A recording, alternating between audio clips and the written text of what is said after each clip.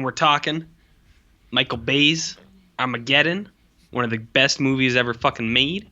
Probably the easiest pick that was ever picked for the Criterion Collection.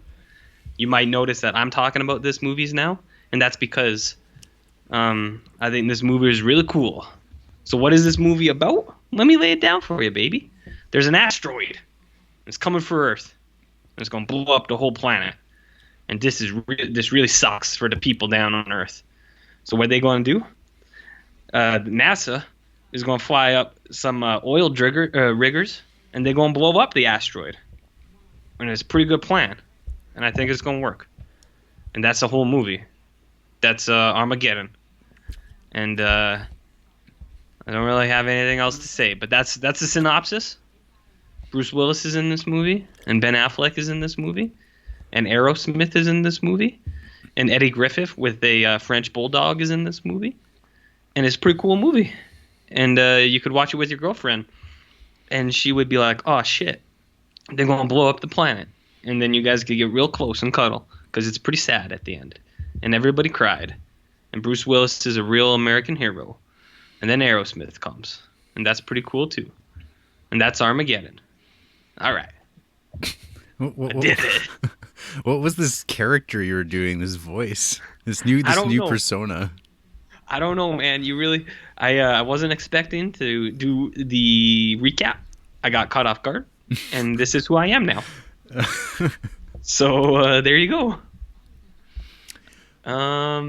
That's Armageddon. Mm-hmm. There's no aliens in this movie, which kind of is bullshit. So yeah, I mean they could have easily put them in there. Anything could have happened once they got to that asteroid. Anything. They could have been like wild sex aliens, like Michael Bay likes. Mm-hmm. So, do you have anything to add, or did I pretty much nail it? End of episode. Well, where to begin? I could just read the essay. I like this essay that Janine Basinger wrote for the Criterion release of Armageddon, spine number 40. Yeah. I'll just read that. Sure. Despite what you may have heard, Armageddon is a work of art by a cutting-edge artist who is a master of movement, light, color, and shape, and also of chaos, razzle-dazzle, and explosion. It is no surprise to me to learn that as a 13-year-old, director Michael Bay blew up his toy train set with firecrackers so he could photograph the result with his mom's 8mm camera. If he weren't working in Hollywood, Bay would be the darling bad boy of the intelligentsia. As it is, he sometimes falls under suspicion for having been nominated for multiple MTV awards and for having won every accolade available to directors of commercials, including the Clio and the prestigious Directors Guild of America, quote, Commercial Director of the Year, unquote title. Armageddon is only his third movie, but it came under fire from some critics who had praised his second, The Rock, and for its same characteristics, fast cutting, impressive special effects, and a minimum of exposition. The first time I saw Michael Bay, he was a polite 18-year-old who stopped by my office at Wesleyan University to tell me he wanted to major in film studies. He also asked me if I would like to see his still photographs. As a teacher, I believe there's only one answer to that question. Of course, it's my job. Over the years, I've seen a great deal of material from freshmen: short stories, novels, plays, ceramics, paintings, sculptures, prints, fashion designs, videos, computer art, movies in 8mm and 16mm, even recipe collections. But I have yet to see anything like Bay's high school photos. They were astonishing, revealing an amazing eye for composition, an instinct for capturing movement, and an inherent understanding of implied narrative. Later, I saw this same ability in film classes. In history theory, he listened intently, but said little, speaking mostly to ask keen questions or to deal with what he felt was nonsense from his peers.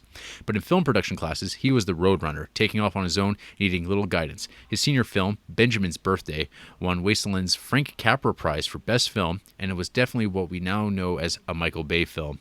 It was funny, it was fast, and it featured a very ritzy yellow Porsche. It told its story clearly, but in a highly nonverbal manner. Bay was ahead of his age group, but he was also way ahead of his time. He still is. It is true that Armageddon, a perfect example of Bay's work, illustrates his take-no-prisoners form of storytelling, in which he trusts an audience to figure things out. One of its strengths is its minimum of dreadful exposition that over-explains the inevitable pseudoscience.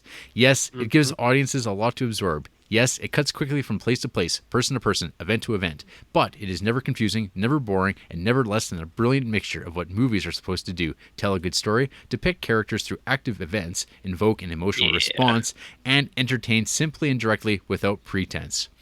Armageddon is not for the faint-hearted, the slow-witted, or the dim-eyed. Those who claim that it was hard to tell where characters were in relation to each other in the space should take another look. Consider how the film explains what Harry Stamper's vacationing crew is doing when he sends out the word he needs them. In little more than 1 minute of screen time, 5 key characters are identified, established in a specific environment, shown relating to others, given distinct personalities, and defined in ways that indicate how they will behave on their later mission. If that's not screenwriting, what is? At its core, Armageddon is a genre picture, and like all genre pictures that arrive late in the cycle, it has been subjected to misinterpretation.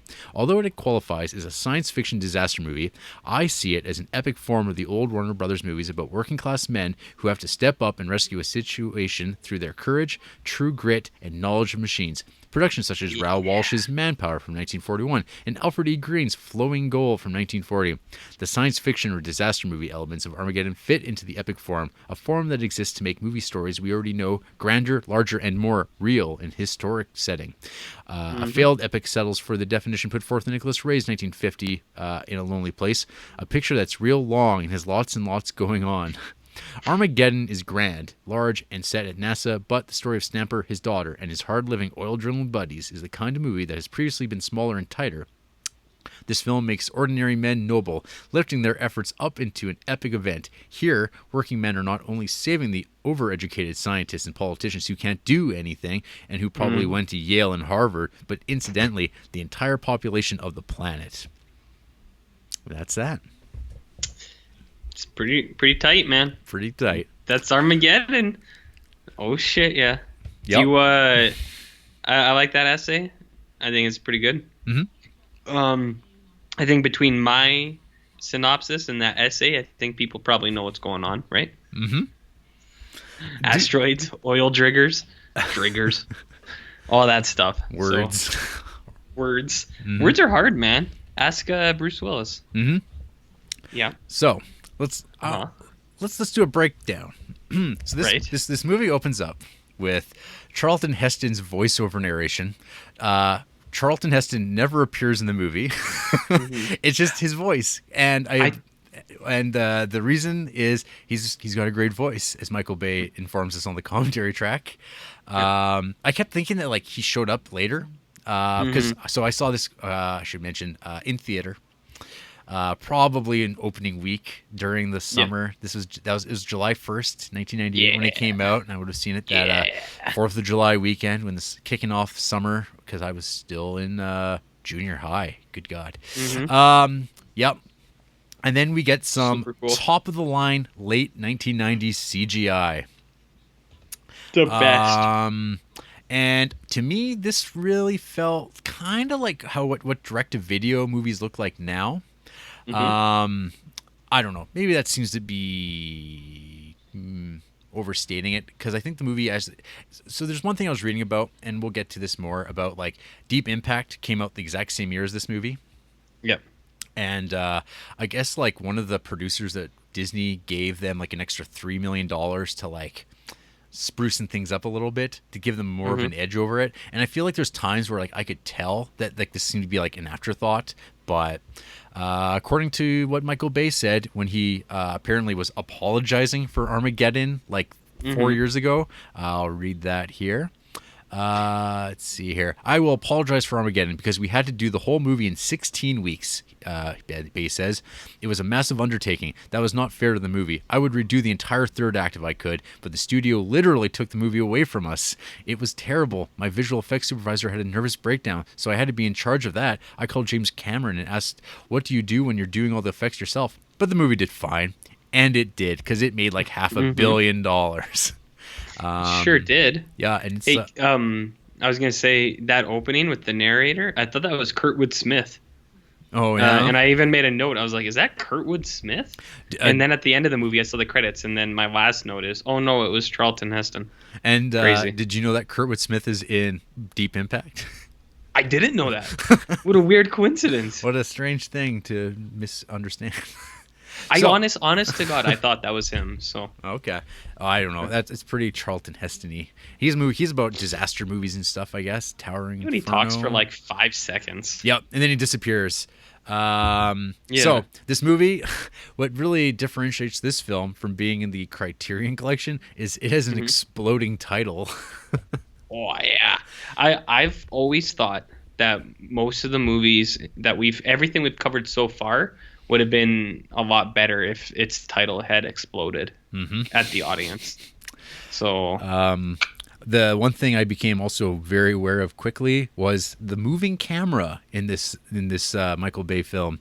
I'm not sure if you noticed, but the camera moves pretty much constantly. There's always a roving camera. It keeps up that kinetic flow, I guess, of things as we're navigating the NASA space, which on the commentary track with Michael Bay, he talks about how he went to the real NASA and how boring and unsexy it was, and how all the like scientists look like scientists, and it's like they don't look like the guys in this movie. They're just they're just people. They're just scientists. And like the building, it's like from the 50s, 60s. I'm not sure what he doesn't sound at all the way I'm sounding, but yeah. So he had to sexy up NASA because that's what you do. of course.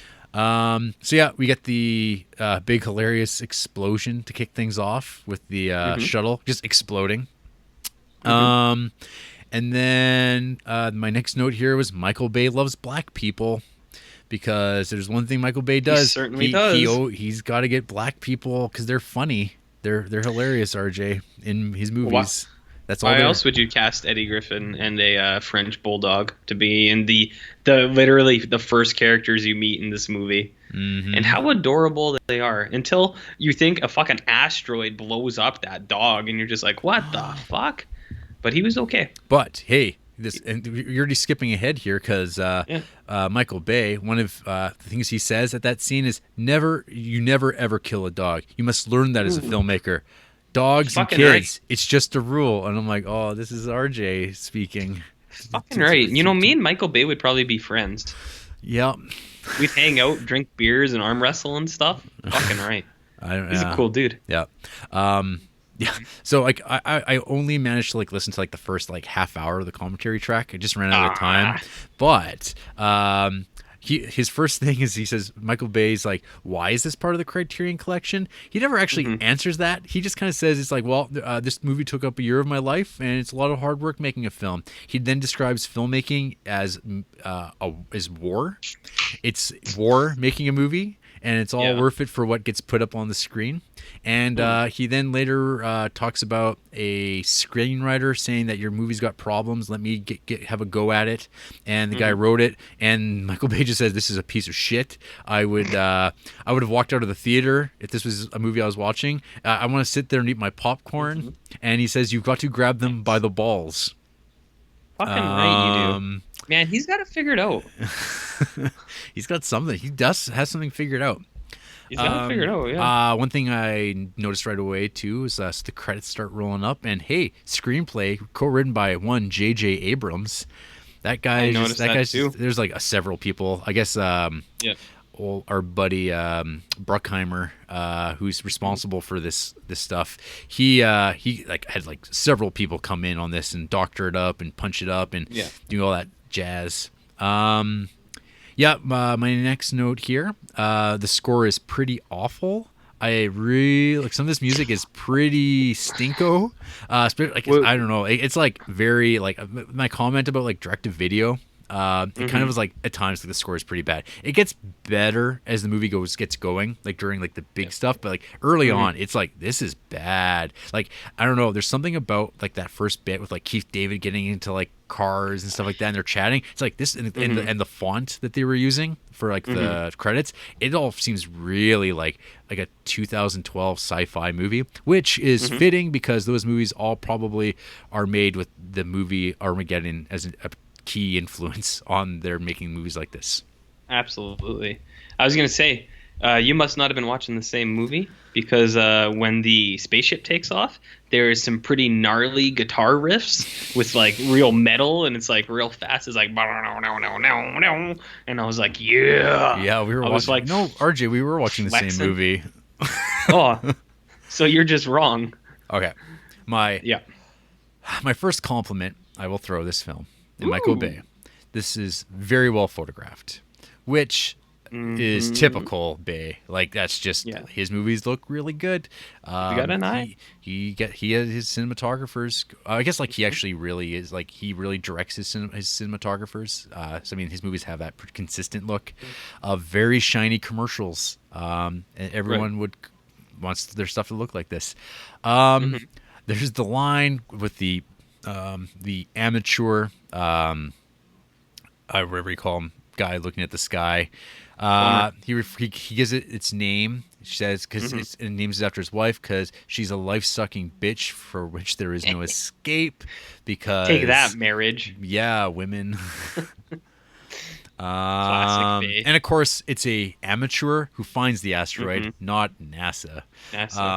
Would this become this idea of like the working man, the amateur, are somehow like always out thinking the experts? That's a common thing. I have an answer for this. Because I thought the same thing. I was like, how did they not see it when those asteroids came? But they address all the loose ends, Jarrett. No. There's an answer to fucking everything. Let's not go there yet. We're building. We're going to get there. Okay. So we get the president, and we get one of my favorite bits in this like fucking movie is like they start like explaining what this asteroid is to him, blah blah blah. Oh, I'm a fucking expert and I talk in science. And the president responds, enough of this anomaly bullshit. And then we got old shit kicker Billy Bob because he's from Texas where things are bigger, and he says it's the size of Texas, and we get a my God. You know what else he says, which I wrote down, which I thought was really funny, was he said it's a global killer. And I was like, that's a weird thing to say. A global killer? No. Weird. Billy Bob is cool. I like Billy. Well, he's salt of the earth. Yep, salt of the earth. That's this whole movie, baby. Salt of the earth. My very next comment is, fuck the working class. Aw, but they're the backbone of America, Jer. They're making it great again. Bruce Willis and his dyed blonde hair. So we get all the setup, and now we're on to an oil rig where Bruce Willis is shooting golf balls at a Greenpeace tanker. Yeah, you know what I wrote down at that moment? What did you write down? Take that, you fucking hippies. Yeah. See, I actually wrote out laughter. And this is where on the commentary track, Michael Bay talks about how at that scene people cheered. And then he starts complaining about Greenpeace using fuel on their boat to like fuel their thing about oil. And isn't that ironic? Greenpeace is garbage. Fuck the earth, baby. Even though we're trying to save it, we're trying to save it from an asteroid colliding into it, so we can ruin it ourselves in our own goddamn time. That's our God-given right, Jer. God-given right. That's right. Okay. And so from this point forward, we have Bruce Willis going to find AJ, that damn AJ, played by one Ben Affleck, who I learned had just had his teeth capped for this role. Oh, all his teeth were capped because he probably had rotten Bostonian teeth, and now he was moving toward being a real movie star, and so he better have those teeth. Michael Bay is a perfectionist and only wants beautiful things in his films. And it turns out, because AJ had like whatever it was, he set a drill going when it shouldn't have been going. Blah blah blah. Oh, but he's banging his daughter. He's banging Liv Tyler. And then we get a sequence that I described as attempted murder, but it's fun because funny music's playing, and it's all hokey and salt of the earth, RJ, and down home style. Right. But, you know, it's attempted murder. And, like, putting, like, the risk of, like, all his men around as he's firing live ammunition. He could have blew up the whole fucking rig. Everyone could have died, and that would have been the end. And we'd all be screwed because of Bruce Willis's, of Harry Stamper's crazy show of masculinity. Facebook meme rage. Yeah. I have two things to say there. It's like, that's one... Bruce Willis is like the ultimate American dad in this movie. He's like shotgun dad. He'll chase off all the boyfriends from the kids, but he'll be a good dad at the same time. And like that's his whole like point. But as you said, they playfully kind of like joke around that he's gonna kill him, they also drop a pretty playful pun or a playful thing that comes up a lot of the time with Steve Buscemi's character, who is basically not even borderline. It's mentioned enough times that you're pretty confident he's like a child molester because he's he's Quagmire, right? Like yeah, but it's but he's a like, genius, as he explicitly states. Yeah. But they talk about like there's talk about like showing her how to use tampons, and you're like, oh, that's weird. And then later there's talk where the police are there, and he's like, he's like, how old are you? And like there's this like not a child molester, but like it's pretty clear. It's like he's running rape. He's got some statutory rape. He's got a few cases. So but they make it's funny. Yeah, it's funny. It's funny because it's Steve Buscemi and he's weird looking. Yeah. Yeah. Classic. So my note here: firing weapons on an oil rig seems like poor judgment.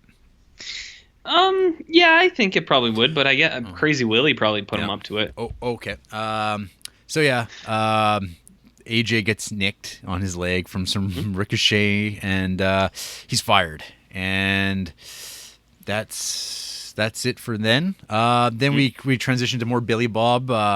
We get like kind of like the Dr. McCoy, Shatner, Kirk like style like science exchanges where it's like blah blah blah. Well, it's like too much hot air in a balloon. We get that sort of thing because lowest common denominator. Yeah. Don't let the people think too much. It's just strip it all down because they're all coming up with ideas to like how do we solve this giant asteroid hitting the planet problem. Right. And of course, everyone stops when the very serious British man talking about astrophysics steps in there because he's British, which means intelligent. It's a good thing that we have That's true. And like at this point, I'm like, oh yeah, because we all know that once old Harry shows up, he's going to have to dress down this very pretentious sounding British man telling us how to live our lives. Fucking right. My next comment is Liv Tyler is really shitty. She is the worst. I think she is the worst actress of the Criterion Collection creep so far. I can't think of anyone that's like this bad. Like she sucks. It's like so far. There will be worse. There will be worse, but I don't know. Like probably maybe she's really bad. Yeah, she can't talk. Like everything is every line like she's pretty bad. There's one scene like before Bruce Willis leaves, it's just them two. It's fucking painful. Yeah. It's really bad because you can tell neither of them give a shit. Neither of them wants to be there. They're like whatever. So, yeah, she's pretty bad. Pretty bad. And then we get Bruce saying 6 billion people on this planet. Why do you call me? Because of course. Fucking right. Yeah. Bruce Willis's character does not seem like the kind of man who builds these sorts of designs.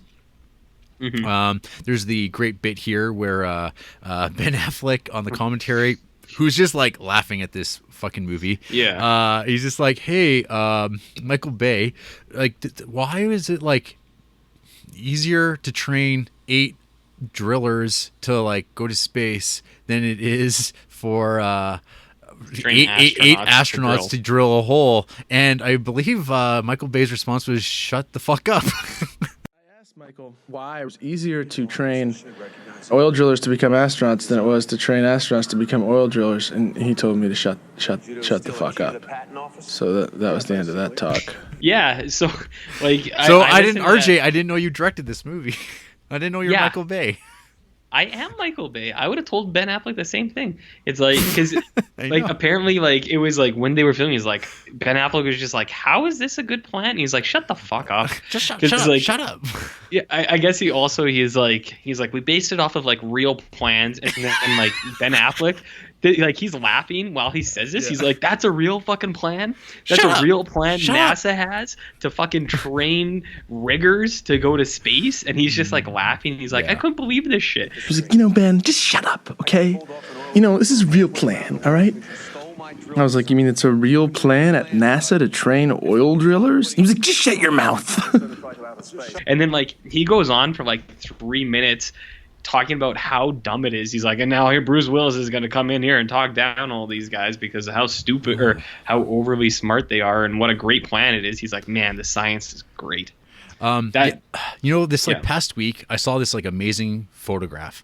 Like when you first look at it, it looks like just like the kind of like the skin of something with some hair coming out of it. Yeah. But what it is it's actually like it's shot from like who knows, like from a satellite. But what it is just it's a rocket ship. And it's just shooting out past the clouds. And it's just like done at this thing where it looks like a hair because of this thin little trail of smoke. And at the very tip of it, you see this rocket ship. It's this amazing image that really like recalls like the sublime and like just like human achievement to do these things. But because, people who build rocket ships, they suddenly can't build a drill properly. They can't read the instructions of like a fucking driller. It's so fucking dumb. Like it's like amazing, but whatever. This is a movie about getting these working class characters up on the planet to blow her up, because we'll leave that business to that Deep Impact movie that came out a few months earlier. So of course we get the scene where serious British man gets dumped on by Bruce Willis and his shitty accent, and then of course we get one of the great moments in this film for me, this great dialogue. Drilling's a science. It's an art. I'm a third-generation driller, doing it all my life, and I still haven't got it all figured out. Now, I assume you sent for me because somebody told you I was the best. Well, I'm only the best because I work with the best. You don't trust the man you're working with, you're as good as dead. And that's how you get the ragtag team intro, which... Pretty good Bruce Willis. Yeah, thank you. There's the one that, like, I totally forgot Owen Wilson was in this movie. In fact, for like a fucking minute. Well, it's so funny because like you get the scene with him like riding the horse like against like the sunset and the helicopter coming over, and you get one shot of his like close up in like his face like looking confused and scared, and then like it cuts back to this like man riding a horse in the silhouette, and like then you get him. He gets a couple lines later when they're going through the physical stuff, and then he died. And I don't even remember where he died in this movie. I have no idea where he died. I forgot he died in this movie until I see his photo at the very end. But anyway, that's neither here nor there. We'll get there, buddy. Yeah. I remember he died.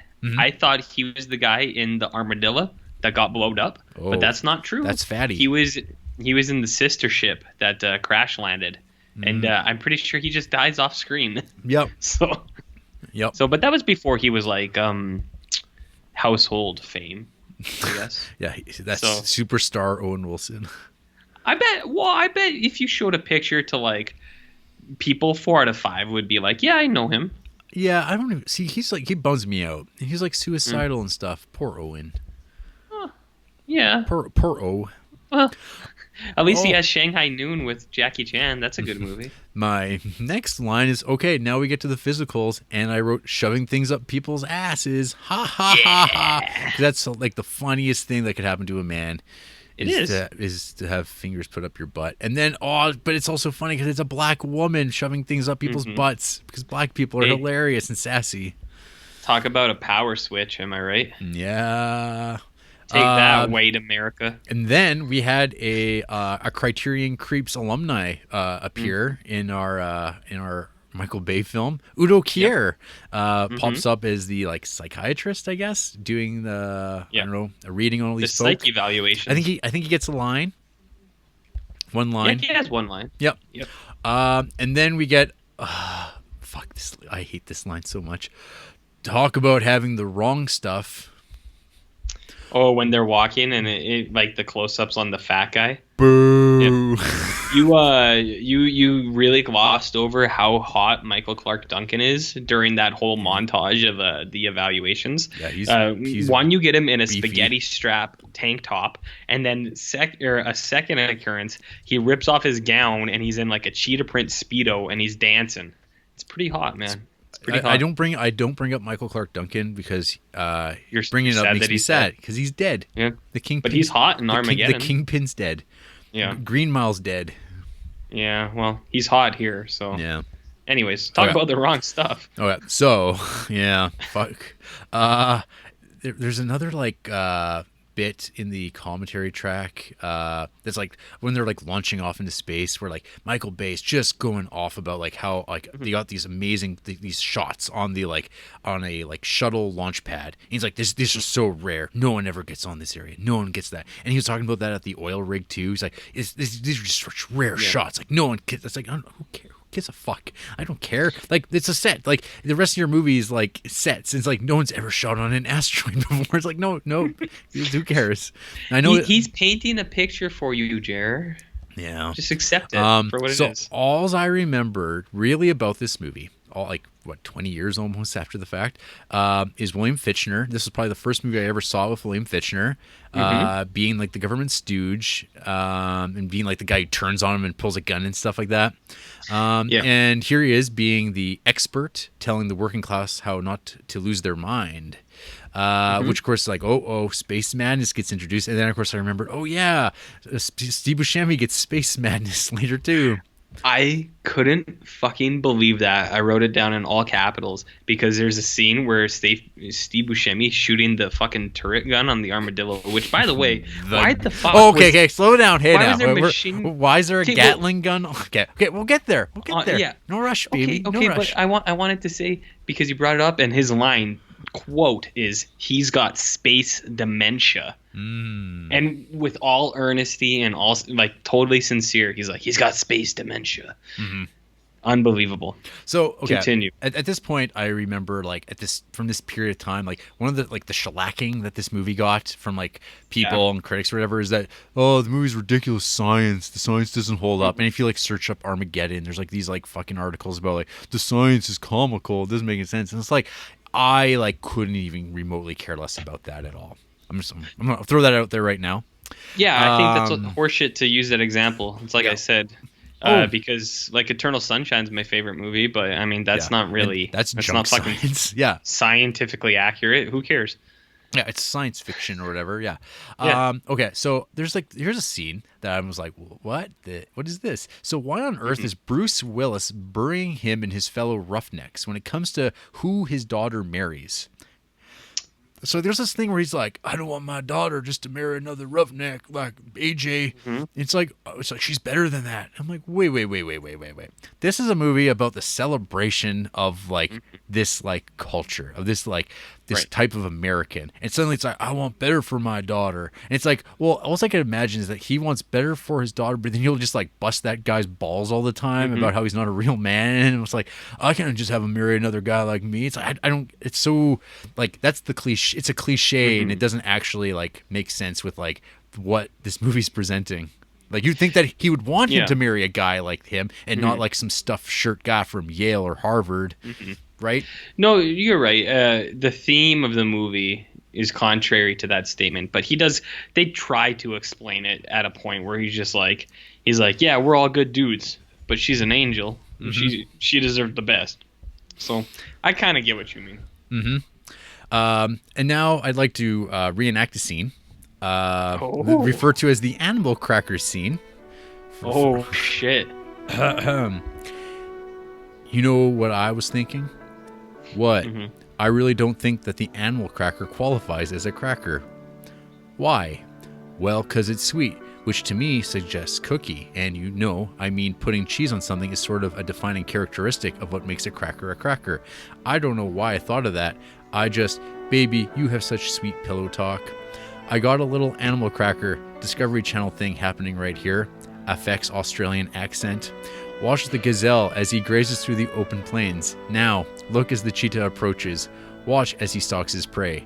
Now the gazelle is a little spooked. He could head north to the ample sustenance provided by the mountainous peaks above, or he could go south to her vagina. The gazelle now faces man's most perilous question. North, her tits, or south, her vagina. Way down under. Damn. Tune in next week. Baby, do you think it's possible that anyone else in the world is doing this very same thing at this very same moment? I hope so. Otherwise, what the hell are we trying to save? And then 50,000 people in Shanghai are dead. You know what, Jer? Yes. I can understand where you could find fault in that situation. Okay. But you know what? It paints a nice image or idea that everyone has these kinds of thoughts. There's a whole subreddit that's just shower thoughts, and it's the same thing where it's like, an animal cracker is really more of a cookie, baby. And you know what? I bet other people have had those same thoughts in those same situations. Mm-hmm. I get it. I get you, Michael Bay.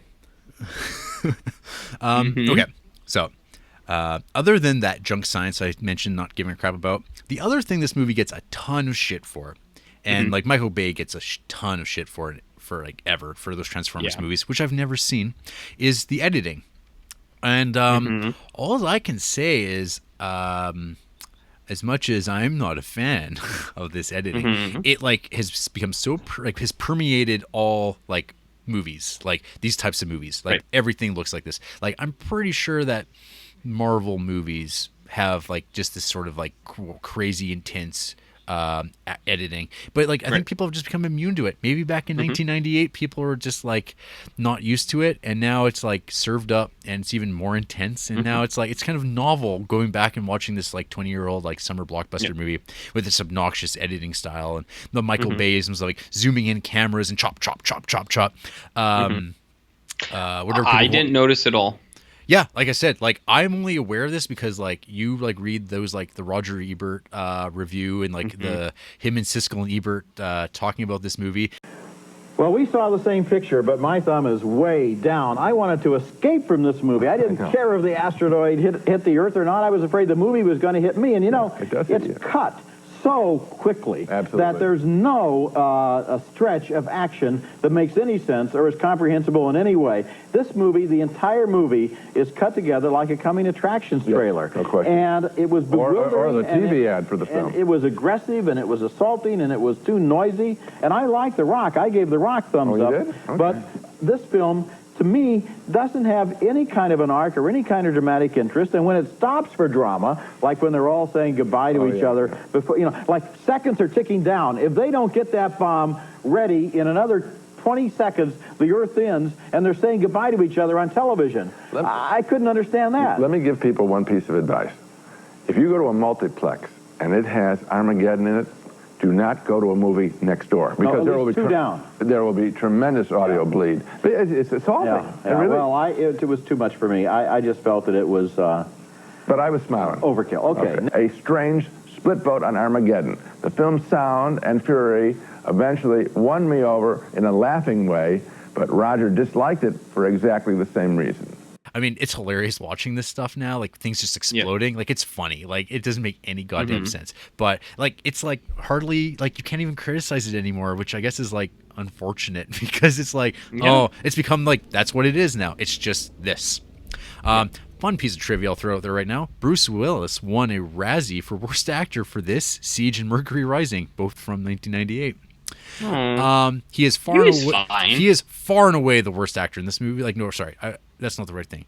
He's far from being the worst actor in this movie alone. He is typical. He's exactly what I expect. No, but what's bullshit is that definitely the worst actor in this film, Liv Tyler, wasn't even nominated for worst actress, though her and Big Ben were nominated for worst couple, but lost to Leonardo DiCaprio, who playing against himself in The Man in the Iron Mask.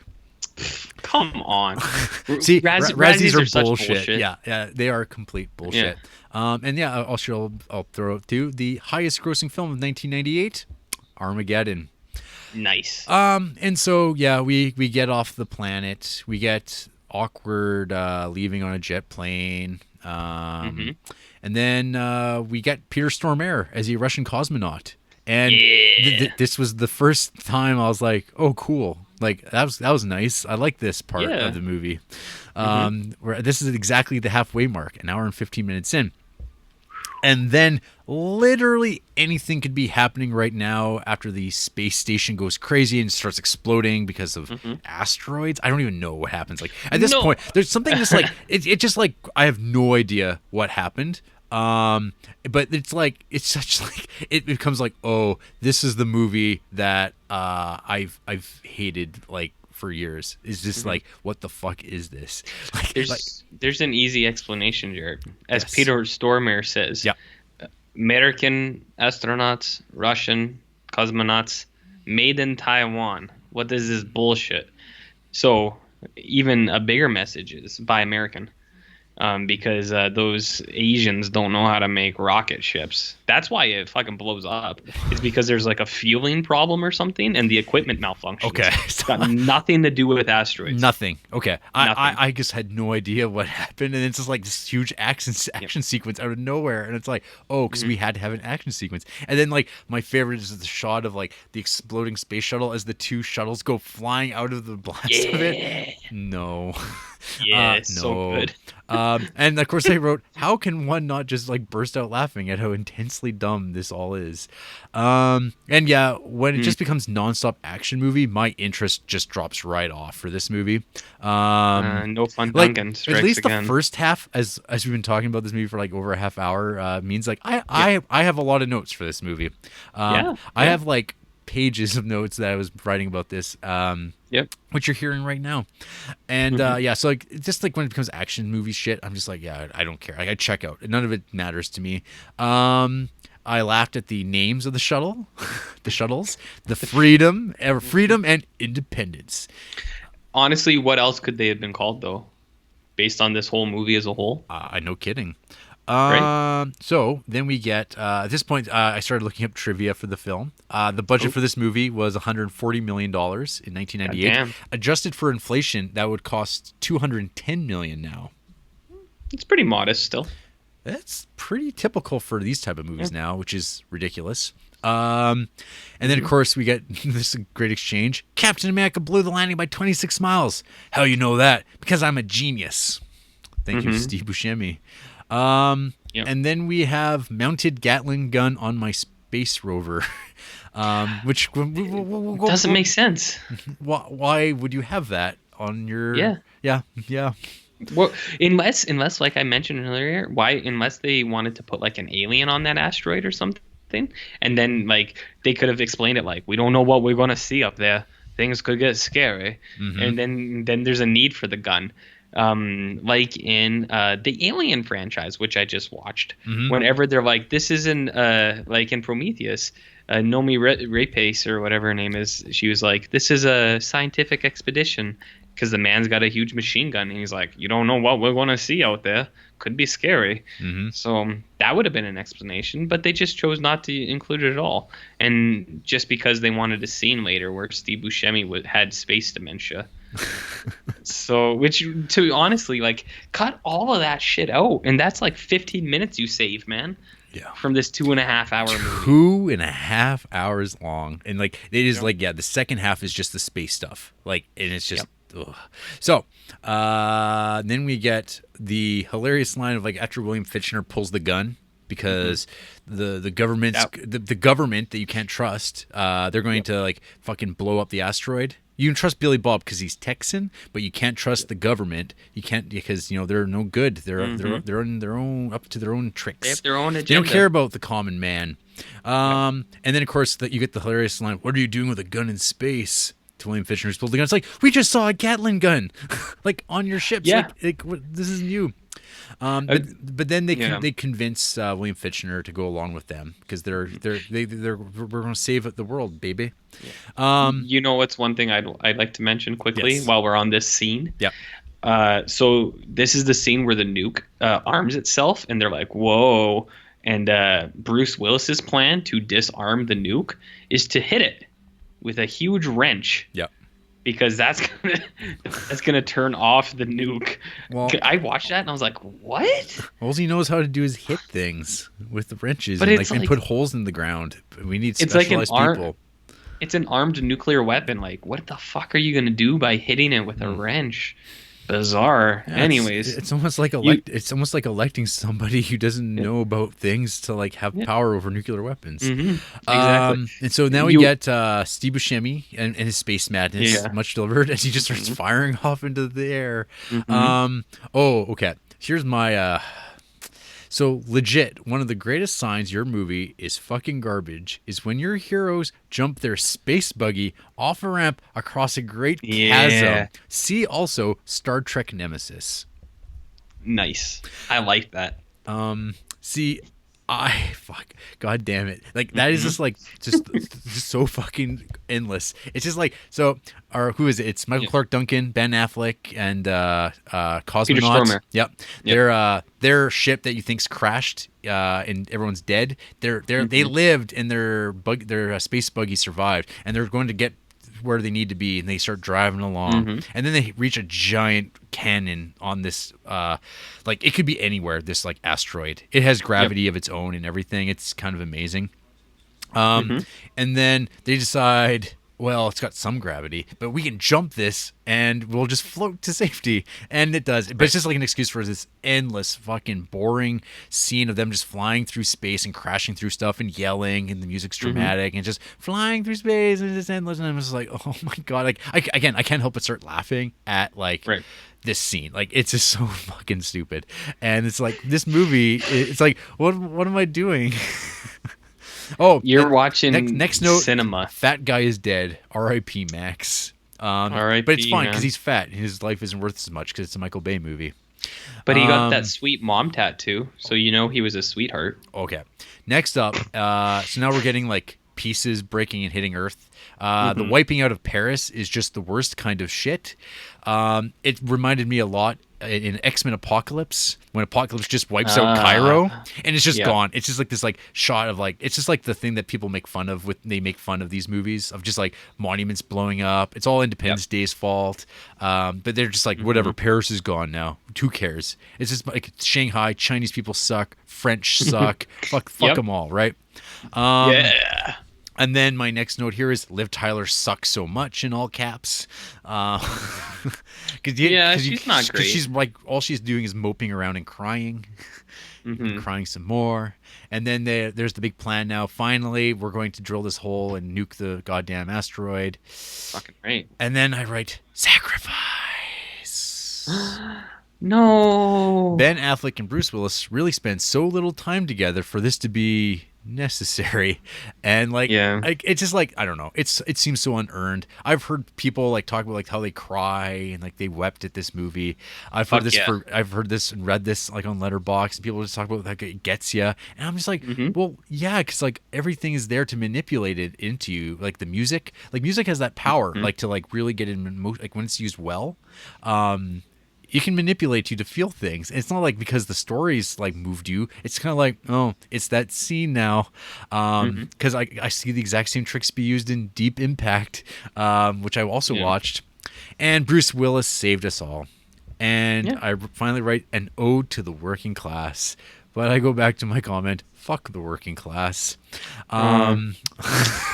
You miss how much of an American hero he is, man. You really miss it. Yeah. So, is that the end of your notes? Yeah. That was my notes for the movie that we ran through. I have a couple. Okay. That I haven't mentioned yet. Okay.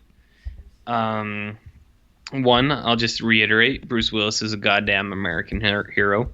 One thing that I think is really funny and doesn't make any sense is when they like leave Bruce Willis to detonate the bomb and they start to go and it hasn't gone yet. William Fisher is like, we'll go back. We'll do it ourselves. We'll go back. It's like, what? It's like, but you only have like 5 seconds to do it. It's like, what do you mean you'll go back? You got to do it. You got to do it. That's really weird. And then it was at this point where the asteroid was coming towards Earth that I was like, hey, wasn't that the plan of like the bugs in Starship Troopers? To like hurl asteroids at Earth? Isn't that like what kicks that movie off?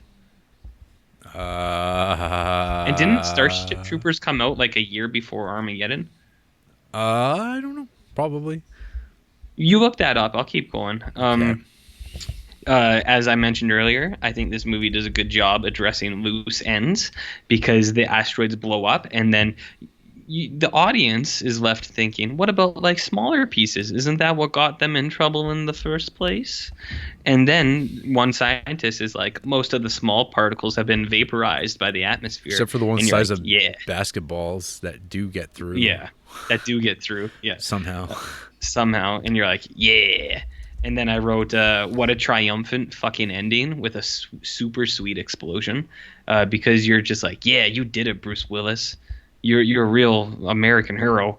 And then you get such nice shots of like the kids with spaceships and the dilapidated USA and like JFK images and stuff like that, and you're just like, fuck yeah, USA. Oh my god, yeah. There's the one I posted on Instagram where it's like a total lift from a Robert Frank photo. That's like that photo of like like people like looking out their windows with the American flag draped over it. That is a photo that's like supposed to like reflect the alienation of the American people in like about people being left behind and forgotten about. And now we're just going to lift that shot and we're going to show about how awesome America is. Fuck yeah. Because America, fuck the French, fuck the Chinese, fuck intelligent people. Nuclear weapons are the solution. In fact, I didn't even talk about this, but the president, I was imagining the orange president currently in office, reading that same line and just like talking about like how great the military complex was, because like all these wars were worth it because it turns out those are the things that are going to save us now.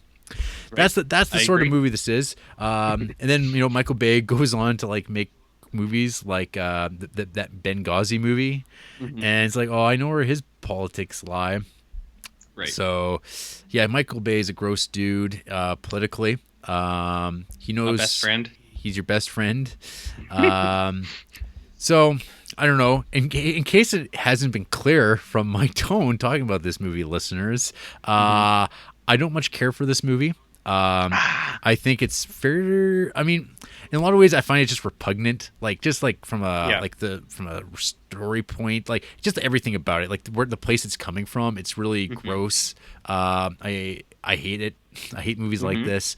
I can't say like it was a waste of time. I'll never watch this movie again. It's not my idea of a good time. It's not for me. Sure. I mean, Michael Bay, like his influence is like, it's fairly significant, I'd say, in like how movies are made now. I don't really see how it fits into the Criterion Collection purview. Like it doesn't make any sense to me, I guess, which is like, which is whatever. I don't like, there's like movies that like fit into it that are like, in some ways you could say not even as good, like well made, or like big stars and stuff like that. It's like such a different movie. Like we didn't need to get this movie released. Oh, and I'll throw out there, so the Criterion DVD, which I was able to borrow from my friend Corey. Thanks, Corey, for who bought it used at a pawn shop. And his plan with this is to take it out to the gun range and blow it up. Aww. Don't do that. Well, see, part of the problem with this DVD is that the movie presentation is non-anamorphic, which is bullshit. What does that even mean? It's crap. It's like a postage stamp on your TV. It's just unnecessary. So I got this mostly just to listen to the commentary tracks and stuff like that, which I got a good laugh out of. There's this really great bit that actually seems like this movie got some like weird like attention last summer. Like all these articles were running with like Ben Affleck tees off on Armageddon, and then they keep saying how much he hates the movie, but it's like, no, he's just like making fun of it, like because you have to make fun of this movie. And so there's like some good bits, but there's this one that I've always remembered was like Michael Bay going off about spacesuits. I think the biggest nightmare of the entire shoot was 3 weeks before first day of principal photography. I went to see the spacesuits after I signed off on many drawings and samples and whatnot. And I went to see it for the first time, and I realized it looked like an Adidas jogging suit on a rack. That's where I almost killed myself, because if you don't have cool spacesuits, your entire movie is just screwed, bottom line. I mean, people have seen so many space movies, and if you have a lame spacesuit, it's like it's over. The image was so bad that day. I walk around the corner, and I see this woman painting a leather glove gray, and she had some rubber like sewn on to the knuckles. And I'm like, what is that? What is that? She goes, it's a space glove. I said, no, it's not. It looks like a gardening glove you're painting gray. It was a glove they bought at a gardening store, okay, and they were putting on rubber things. So right then and there, I called my line producer, Jimmy, and I said, Jimmy, we are so fucked. And Jimmy goes, Mike, we're not fucked. You're just saying that. I'm like, Jimmy, get down here, drop whatever you're doing right now, and get down here. We had a major problem with our spacesuit because our designer was French, and she had done things with Luc Besson, but they do things very differently in France. They're very more the artiste. This is not big American movie making, where if you don't have a spacesuit that works for a big fucking movie star, you are fucked. All right, I'm sorry for the language, but this is what goes through your mind, because your entire movie hinges on these suits. And what she was doing is she was holding too much of this on her own, and there are people around Hollywood that are experts. They're expert spacesuit helmet designers or experts that design just body suits. And it's a very specialized craft. It was one of our major problem spots of the entire movie. And luckily, we got rid of it right before principal of photography, but... I think we must have spent $1.5 million on these spacesuits trying to design them. Mm-hmm. And just like talking about like you have to have fucking awesome spacesuits. Your movie's fucked. You're fucked if you don't have good spacesuits. Because that's the sort of guy he is. He's focused on those types of details more than I don't know, story. He doesn't give a shit. He's kind of right. I get it. He's right for the most part, which is like why I'm like, yeah, this is like base nature shit that we don't need more of this in the world. Mm-hmm. But I get it. So the other thing that I did glean from the commentary track with old Michael Bay is he did see Deep Impact. He went to the opening. Ooh. And I mean, he's pretty like fine with like fair to the movie. He's just kind of like, this is like totally different from the movie I made. I think my movie's going to do better. Like, I think it's going to touch more people. Because this commentary track, too, it came out like only a year after the movie was made. Because the DVD came out in 99 and the movie came out in 98. So it was like a year or so. And the other thing I'll mention, too, is this Criterion DVD at old A&B Sound, which was a video selling store back in the day. They had a copy of this and they wanted $100 for it. Fuck off. $100. It was like it was for whatever reason the most expensive Criterion DVD for like a while, and I think it was probably because of licensing rights and stuff, which is just hilarious because I watched it on Netflix in HD for free for my monthly subscription price. So it's all good. And yeah, I don't know. Where was I going with this? So I get it. Deep Impact, very different movies, but I had to watch it because that's what you got to do for movie podcasting. So Deep Impact is a very different movie. It's like more of a typical movie. Like if I was thinking of like nondescript 90s films, I would think of Deep Impact. I didn't realize that it was directed by a woman, Mimi Letter, and she went on to make such great films as Pay It Forward and some other stuff that you really don't need to watch. Pay It Forward's not that bad. Yeah. Yeah, well, it's like the Armageddon of those types of movies, I guess. Sure. Sure. Deep Impact, Elijah Wood, Tia Leone. Yeah. She rivals Liv Tyler in the bad acting department, that's for sure.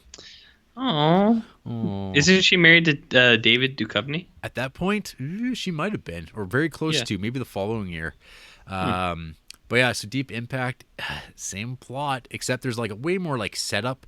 And I would dare say that the depiction of the asteroid is far better in Deep Impact. It really seems like a more of like a, I think I threw the word out there earlier, sublime. There's like a, it really feels like a real like beautiful and terrifying prospect. Whereas in Armageddon, it's just like comical horror show, like it's not to be taken seriously. It's so ridiculous and just shit flying off of it constantly. Whereas I feel like the Deep Impact thing was far more well researched as far as like this is how it would actually operate. And this is people traveling around on it. They're like strapped in together along a hose and they're moving around. And then like when the sun hits part of it, the temperature of the surface of the it's actually a comet, not an asteroid. Starts like blasting off and off gassing, and then this causes one person to float off into space forever. And that man is Jon Favreau. Jon Favreau. Jon Favreau. When he was still trying to be an actor. That's right. And dying. Actually, he still is trying to be an actor. Yeah. So that's too bad. Robert Duvall. He's like the old hand astronaut that goes up there. And and the one guy from that show Men Behaving Badly, which I don't even know if you'd remember that with Rob Schneider's sitcom on NBC. Yeah, you were like 2 or something, I'm sure, when that movie was on. But I was like, hey, it's that guy from Men Behaving Badly. That's all I thought of. What else could I mention about Elijah Wood? That Lily Sobieski chick's in it, looking kind of like Jennifer Lawrence. Yeah, you don't know who she is? Yeah, she's like the young girl that like Tom Cruise is like making eyes at in Eyes Wide Shut. Oh, isn't she from Hocus Pocus? I don't know. I don't think so. Am I thinking of like totally different people? Maybe. So, I don't know, man. Like Deep Impact's like it's okay. It's like not like I don't know. I'd say that it is better, but at the same time nowhere near as memorable as Armageddon. Right. So, I mean, there you go. I mean, people aren't making movies like Deep Impact anymore. They're making movies like Armageddon. But yeah, no, like there's like, I'd say that like definitely the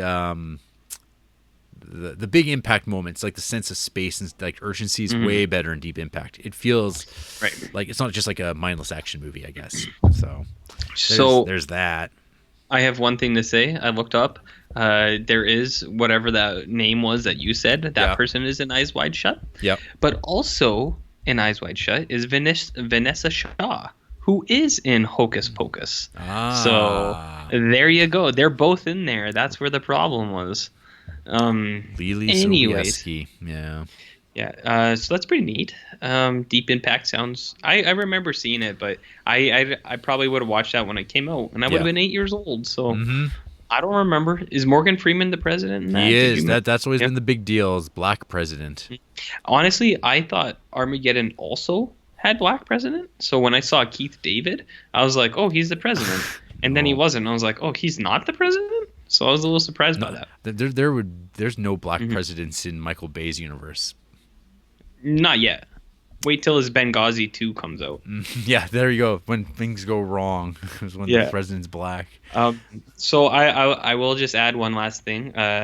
When we had started this whole thing and I learned Armageddon was in here, I was like, why the fuck is Armageddon in the Criterion Collection? I think I get it now. I can see why this is here. Yeah, as you said, it was such a trendsetter, Jer. It made such a big wave. I get it.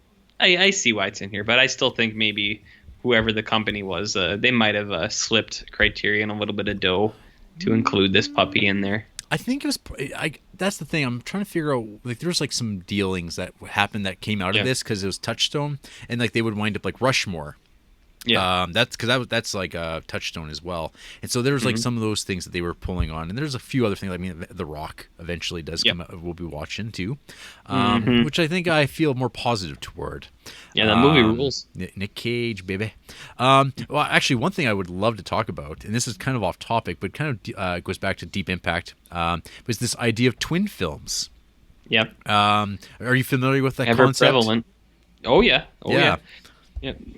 Disney and fucking Paramount or Warner Brothers do it all the time with all their new movies where it's like 2 Cinderella movies a year, 2 Snow White movies a year, 2 fucking Huntsman movies a year, whatever. Yeah, it's been going on for a long time.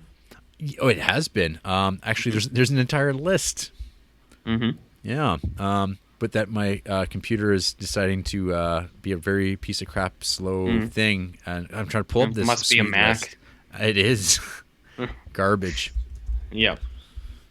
Well, that's too bad. I mean, people will never know now just because Steve Jobs made inferior products. You know, the earliest, there's been a few examples of it, but look at this. Even in 1984, we had Nightmare on Elm Street and Dreamscape. In it was back here. Zombie movies.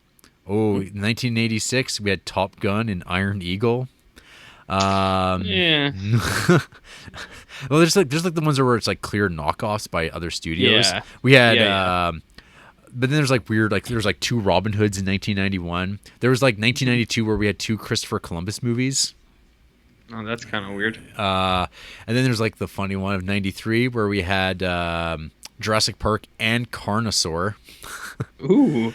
Yeah, those. Well, it's like you said, those are all knockoffs, but like. Well, they're not knockoffs because like Carnosaur was actually based on the novel, and it's just like I think what happens is like a studio hears, hey, Universal's doing a dinosaur movie, we should do a dinosaur movie too, and then they go find a movie that's about dinosaurs, and they're like, yeah. Well, they're the same thing, right? And then like so like in 93, 94, you had Tombstone and Wyatt Earp. Both Wyatt Earp movies that came out within a year of one another. I remember that one being really confusing. You had things like, very, very much in the 90s, California with a K and Natural Born Killers. The fall 94, Terminal Velocity and Drop Zone, both movies about skydiving. In 1995, you had Braveheart and Rob Roy, both biopic history or period pieces in Scotland. Both came out the same year. Well, yeah. And then 95, 96, you had Showgirls and Striptease. This is one I remember a lot when I was a kid. There was the movie Powder. And then there was also the movie Phenomenon, which is just about like people with telepathic powers in like rural settings. But of course, the classics is 97. You had Dante's Peak and Volcano. And then in 98 you had Ants and A Bug's Life and Deep Impact Armageddon, and you had Saving Private Ryan and Thin Red Line, which is kind of stretching it, but I mean they're both but they're both prestige dramas about World War II when in an era where those movies were not being made. Then you had Truman Show and Ed TV coming out within like a year of one another. And some people have drawn a similarity between Dark City and The Matrix. And there's also that same year, 13th Floor and Existence, which are both like all science fiction films about how the world is an illusion. Yeah. And it's just like something was in the air, I guess. What are some other classics? Oh, of course, there's Mission to Mars and Red Planet. Have you seen either of those? I've seen Red Planet. That's the John Carpenter. Or no, wait, that's Ghosts of Mars. That's Ghosts of Mars. I think I've seen one of those. I'd have to look at the poster or something. Red Planet's like not Guy Pearce, Val Kilmer, and Mission Mars is Tim Robbins. I'm pretty sure I've seen one of those at least. Yeah, I can't imagine you would have missed out. But I know there's like I don't know. This is a fascinating thing, maybe more to me than you. Winning. I don't know. It's just like interesting. Just like these movies are like, and it's like is it industrial espionage? I don't know. And people just keep doing it, just ripping one another off all day long because there's no ideas. Okay, this one's bullshit. Batman versus Superman, Dawn of Justice, and Captain America: Civil War. Yeah, that one's bullshit for sure. But for the record, Marvel announced Civil War after BVS, so maybe Marvel twinned it for BVS. Oh, of course, there's Observe and Report and Paul Blart Mall Cop. Oh yeah, because those are totally the same thing. Well, they're both mall security columns. I guess. And then and then there was the Prestige and the Illusionist, which I also remember being like, that's odd. I remember that one because I saw both of those and I was like, it's so fucking weird that there's this like Victorian era magician movies coming out at the exact same time, and one we talk about and the other we don't. Yeah. Well, yeah, because one's great and the other's like. Yeah. Sounds. Take that, Edward Norton. Well, you did good. That leaves one thing. Who hates Armageddon? I say thee nay. Who loves Armageddon? Yes. Yeah. Ab gave this 5 stars. Nice. And just said, I haven't even finished the fucking film yet. Oh, that's a glowing review. He's so confident in what he's seen so far. He's like, I trust. It's 5 stars. 5 stars. Luciano Howard, 5 stars. Oh my, I'm wrecked. Love this film. Ever since I saw it on its summer of release, working in a cinema multiple times, back to front, just watched it again. Didn't mean to, but had the Blu-ray and it seemed sensible. Wrecked. It always gets to me. A bizarre film to do that, many would say, but it does. And this time, well, I was looking at Dad, Harry Stamper, and seeing myself. Oh, heck. I don't want to spoil it, but my word, wrecked. Still amazing. Bedtime now. Number 1, I think this review is amazing. I think it's really funny. Number 2, what does he mean he didn't mean to watch it? he's like, I'm totally gonna watch The Prestige, and then Armageddon shows up. He's like, whoops, whatever. He was in the wrong case. Yeah. All right. 5 stars from Emily. You guys, this movie fucking rules. Great American cinema. It has everything and everyone. Reluctant genius Buscemi, cowboy Owen Wilson. That ain't no salesman. That's your daddy. Animal cracker flirtations. So much more. I didn't want to close my eyes, and I sure didn't want to fall asleep. Fuck yeah. These people get it, Jarrett. I should do a podcast with them. Yeah. Yeah, there's like, I was looking at like who hates this movie, and there's just so much hate. Like, that's obvious. That's going obvious. half a star is like bullshit to me. I have seen half-star movies. I've seen 1-star movies. I've seen star and a half movies, and it's like no, this movie is like, I don't know. It fits in like it's not for me at all. And it's whatever. Roger Ebert's like one of his most hated movies or whatever. But it's like he's dead. And so who cares? And there you go. Done and done. Yeah. It's the hate is too obvious. Hate's easy, guys. It's easy. Yeah. It's finding the diamond in the rough. That's what's tough. Yeah, like a major motion picture released, making $500 million. What an obscure gem. Yeah, what an obscure, independent, low-budget indie film. Yep. Well, I think that's it. Yeah, I guess. I guess so. After the break, I'm going to take RJ in my arms, hold him tight, and sing him a song. That sounds nice.